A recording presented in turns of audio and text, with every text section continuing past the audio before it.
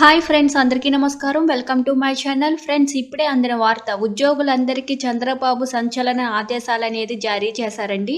దీనికి సంబంధించిన complete details అయితే ఈ వీడియోలో తెలుసుకుందాం. ఫ్రెండ్స్, వీడియోని పూర్తిగా చూడండి. అలాగే తప్పకుండా లైక్ చేసి ఛానల్ని సబ్స్క్రైబ్ అయితే చేసుకోండి. సబ్స్క్రైబ్ చేసుకోవడం వల్ల ప్రభుత్వం నుంచి వచ్చే ముఖ్యమైన అప్డేట్స్ అన్ని కూడా ముందుగానే మీకు తెలియజేయడం జరుగుతుంది. ఫ్రెండ్స్, ఇంక లేట్ చేయకుండా వివరాల్లోకి అయితే వెళ్ళిపోదాము.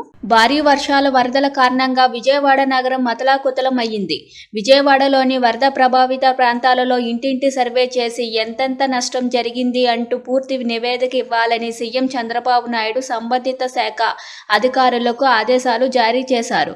విజయవాడలోని వరద ప్రభావిత ప్రాంతాలలో ఇంటింటి సర్వే చేయడానికి ఇతర జిల్లాల నుంచి రెవెన్యూ అధికారులు విజయవాడ చేరుకుంటున్నారు. ఉమ్మడి అనంతపురం జిల్లా నుంచి 19 మంది తహసీల్దార్లు, 42 మంది రెగ్యులర్ డిప్యూటీ తహసీల్దార్లు, 67 మంది రెవెన్యూ ఇన్స్పెక్టర్లు, సీనియర్ అసిస్టెంట్లు, 64 మంది విఆర్ఓలు, 18 మంది రీసర్వే డీటీలు విజయవాడ చేరుకున్నారు. సోమవారం ఉదయం విజయవాడ చేరుకున్న అనంతపురం జిల్లా రెవెన్యూ అధికారులు వరద ప్రభావిత ప్రాంతాలలో ఇంటింటి సర్వే చేయడానికి రంగంలోకి దిగారు.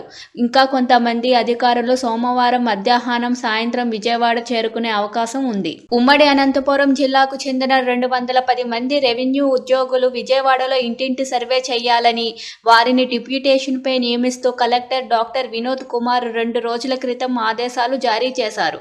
విజయవాడలో వరద పీడిత ప్రాంతాలలో ఇంటింటి సర్వే ఎలా చేయాలి అని రెవెన్యూ సిబ్బందికి విజయవాడలో ప్రత్యేక శిక్షణ కూడా ఇవ్వనున్నారని రెవెన్యూ శాఖ సీనియర్ అధికారులు తెలిపారు. ఉమ్మడి అనంతపురం జిల్లాకు చెందిన రెవెన్యూ అధికారులు సుమారు 5 రోజుల పాటు విజయవాడలోని వరద పీడిత ప్రాంతాలలో ఇంటింటి సర్వే చేయనున్నారు.